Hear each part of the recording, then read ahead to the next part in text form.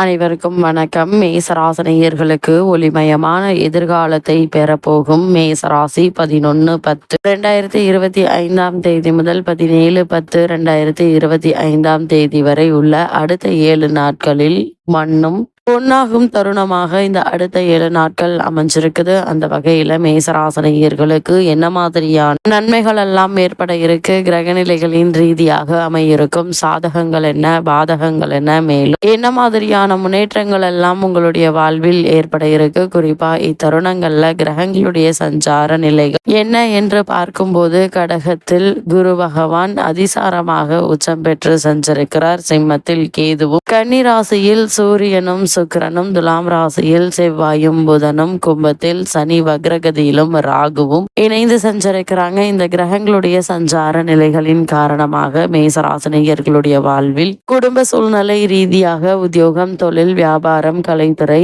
அரசியல் துறை, மாணவ மாணவிகள், விவசாய துறையினர், பெண்மணிகள் என அனைவருக்குமே என்ன மாதிரியான நன்மைகள் எல்லாம் ஏற்பட இருக்கு என்பது குறித்தான முழுமையான பதிவு தான் இந்த வீடியோல நம்ம விரிவா பார்க்க போகிறோம். அந்த வகையில மேசராசியை சேர்ந்த அஸ்வினி, பரணி, கிருத்திகை முதல் பாதம் வரை உள்ள நட்சத்திரக்காரர்களுக்கு இந்த அடுத்த 7 நாட்கள் முழுவதுமே குடும்ப சூழ்நிலை ரீதியாக என்ன மாதிரியான நன்மைகள் எல்லாம் ஏற்பட இருக்கு என்று பார்க்கும்போது, செவ்வாய் 7ல் நின்று ராசியை பார்ப்பது என்பது அற்புதமான ஒரு அமைப்பு என்று தாங்க சொல்ல வேண்டும். அது மட்டும் இல்லாம சகோதரர்களால் எதிர்பாராத பல நன்மைகளை இப்போது நீங்கள் தாராளமாக எதிர்பார்க்கலாங்க. உங்களுடைய ராசிக்கு 11ஆம் இடமான லாபஸ்தானத்தில் உள்ள சனி, ராகு பலம் தரும் அமைப்பில் இருக்கிறார்கள். அதனால் நீங்கள் எந்த ஒரு முயற்சிகளை நீங்கள் மேற்கொண்டாலும் நிச்சயம் அவற்றில் உங்களுக்கு வெற்றி கிடைக்கும் என்பதுல எந்த ஒரு சந்தேகமும் இல்லைங்க. அது மட்டும் இல்லாம மேசராசினியர்களை பொறுத்த வரைக்கும் உங்களுடைய ராசியை செவ்வாய் பார்ப்பதாலும் சுக்கிரன் அமைப்பாலும் எதிர்பாராத பணவரவு உண்டுங்க. இவ்வளவு நாட்களாக உங்களுக்கு காரணமே இல்லாமல் மறுக்கப்பட்டு வந்த பதவி உயர்வு, ஊதிய உயர்வு, உத்தியோகத்தில் கிடைக்க வேண்டிய சலுகைகள் ஆகியவற்றை இப்போது நீங்கள் தாராளமாக எதிர்பார்க்கலாங்க. காரணம், சுக்கிரனும் பூர்வ புண்ணிய ஸ்தானத்தில் பலம் பெறுகிறாங்க. இத்தருணங்களை பொறுத்த வரைக்கும் மகிழ்ச்சி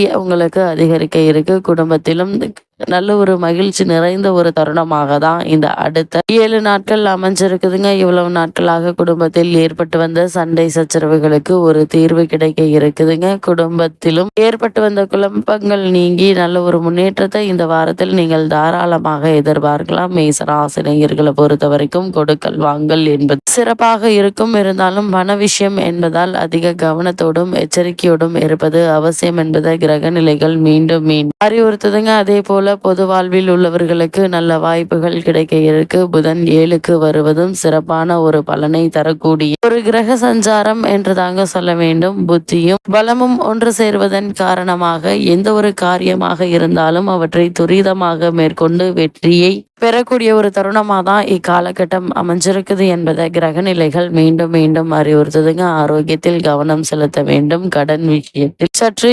எச்சரிக்கையோடு இருங்க. சிறு தொகையா இருந்தாலும் அவற்றை கூடிய விரைவில் அடைப்பதற்கான முயற்சிகளை மேற்கொள்வது நல்லது. செலவுகளை மட்டுப்படுத்துங்க. வேலைப்பளு சற்று அதிகமாக தாங்க இருக்கும். இருந்தாலும் அந்த வேலைப்பளுக்கு தகுந்த ஊதியம் நிச்சயம் கிடைக்கும் என்பதுல எந்த ஒரு சந்தேகமும் இல்லைங்க. சிலருக்கு இடமாற்றம் உண்டு, ஒரு சிலருக்கு துறை மாற்றம், நிறுவன மாற்ற சம்பந்தமான முயற்சிகளை நல்ல ஒரு முன்னேற்றமும் ஏற்பட இருக்குதுங்க. மேசராசினியர்களை பொறுத்த வரைக்கும் மனைவி அல்லது கணவன் இவர்களுடைய ஆரோக்கியத்தில் மிகுந்த கவனத்தோடு இருங்க. சிறு உடல் உபாதை என்றாலும் கூட உடனே மருத்துவரிடம் அணுகி அதற்கான சிகிச்சை பெறுவது நல்லதுங்க. அதே போல் வேலையில் அலைச்சல் உண்டு, இருந்தாலும் கூட நல்ல ஒரு முன்னேற்றம் ஏற்பட இருக்கு. கூடுமான வரைக்கும் வாத பிரதிவாதங்களில் ஈடுபட வேண்டாம். நீங்கள் உண்டு, உங்களுடைய வேலை உண்டு என்றிருப்பது மிக மிக நல்லது என்பது கிரக நிலைகள் மீண்டும் உங்களுக்கு அறிவுறுத்துதுங்க. இந்த வாரத்தை பொறுத்த வரைக்கும் துலாம் ராசியில் புதன் மற்றும் செவ்வாய் ஆகிய 2 கிரகங்களும் இணைந்து சஞ்சரிக்கிறாங்க. உங்களுடைய ராசிக்கு 3, 6 ஆகிய இடங்களுக்கு அதிபதியானவர் புதன். அவர்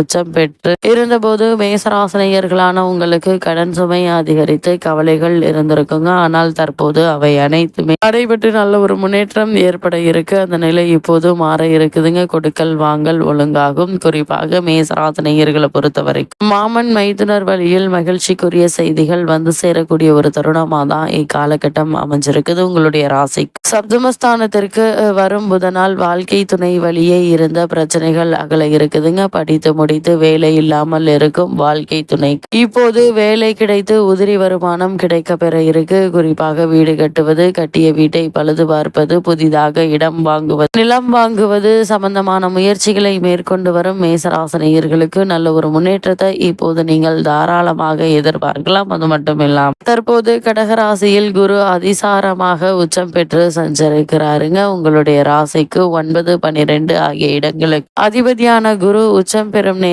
நேரத்தில் சுப விரயங்கள் அதிகரிக்குங்க. தீட்டிய திட்டங்கள் வெற்றி பெற இருக்கு. அது மட்டும் இல்லாம உங்களுடைய ராசிக்கு குரு பகவானுடைய பார்வை 8, 10, 12 ஆகிய இடங்கள்ல பதிகிறதுங்க. இந்த இடங்களை உச்சம் பெற்ற குரு பார்ப்பதால் அச்சப்பட வேண்டிய எந்த ஒரு அவசியமும் இல்லைங்க. குருவினுடைய பார்வை பலத்தால் தடைப்பட்ட காரியங்கள் தானாக நடைபெற்று நல்ல ஒரு முன்னேற்றத்தை உங்களுக்கு ஏற்படுத்தி கொடுக்கக்கூடிய ஒரு தருணமாக தான் இக்காலகட்டம் அமைஞ்சிருக்குது. பூர்வீக சொத்து தகராறுகள் அகலுங்க. பாக பிரிவினைகள் சுமூகமாக முடியக்கூடிய ஒரு தருணமாக தான் இந்த வாரம் அமைய இருக்குது. பெற்றோரின் ஒத்துழைப்போடு பிரச்சனைகள்ல இருந்து விடுபட இருக்கீங்க. உற்றார் உறவினர்களுடைய ஆதரவு உங்களுக்கு திருப்தி தரும் என்பதில் எந்த ஒரு பிரச்சனையும் இல்லைங்க. அது மட்டும் இல்லாம மேசராசினியர்களானவங்களுக்கு குரு பகவான் அதிசாரமாக உச்சம் பெற்று சஞ்சரிக்கக்கூடிய இத்தருணங்கள் மேசராசினியர்களான உங்களுக்கு ஊர் மாற்றம், இடமாற்றம் நன்மை தரும் விதத்துல அமைய இருக்கு. அதனால் இந்த மாற்றத்தை நீங்கள் ஏற்றுக்கொள்வது நல்லது. தொழிலில் பணியாளர்களின் மாற்றங்களும் புதிய தொழில்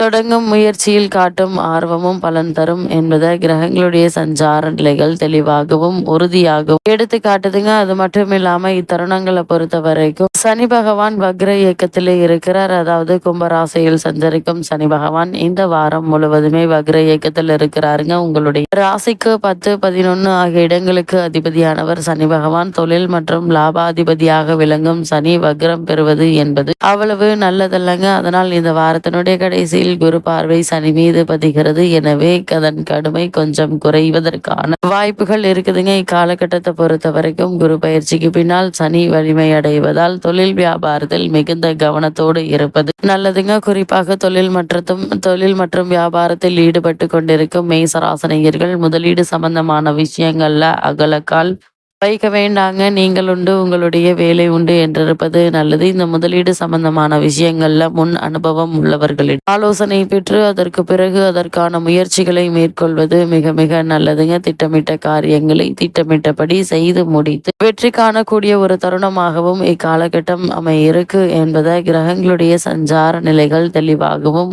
உறுதியாகவும் எடுத்து காட்டுதுங்க. குறிப்பா பொது வாழ்வில் உள்ளவர்களுக்கு பொறுப்புகள்ல மாற்றம் நிகழ இருக்கு. வியாபாரம் மற்றும் தொழில் செய்பவர்கள் இந்த வாரத்தினுடைய கடைசி பண நெருக்கடி ஏற்படுவதற்கான வாய்ப்புகள் இருக்குதுங்க. அதனால் ஆரம்பத்திலிருந்து தேவையில்லாத வீண் அனாவசிய செலவுகளை குறைத்து கொள்வது நல்லது என்பதை கிரக நிலைகள் மீண்டும் மீண்டும் அறிவுறுத்துதுங்க. அதே போல இத்தருணங்கள்ல உத்தியோகத்தில் உள்ளவர்களுக்கு வெளிநாடு சென்று பணியாற்ற வேண்டும் என்ற விருப்பம் உள்ளவர்கள் அதற்கான முயற்சிகளை இப்போது நீங்கள் தாராளமாக மேற்கொள்ளலாங்க. ஆனா இடைத்தரகர்களை நம்பி பணம் கொடுத்து ஏமாற வேண்டாம் என்பதை கிரக நிலைகள் மீண்டும் மீண்டும் உங்களுக்கு அறிவுறுத்துதுங்க.